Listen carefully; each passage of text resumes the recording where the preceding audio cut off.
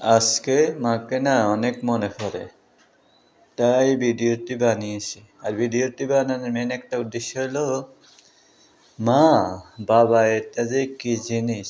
আসলে আমরা কথা আছে না, দাঁত থাকতে দাঁতের মর্ম বুঝি না, ঠিক এগুলো সেম। যখন থাকবে না তখন বুঝবেন আসলে এটা কি জিনিস, কারণ যখন থাকবে তখন বুঝবেন না।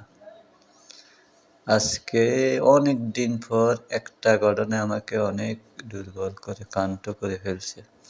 সেটা হলো, মায়ের একটা কথা বারবার মনে পড়তেছে।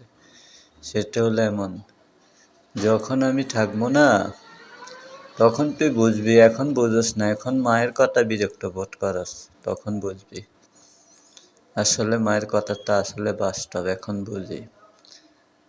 ঘরে একটু দেরি হয়ে গেলে বকা করতো বা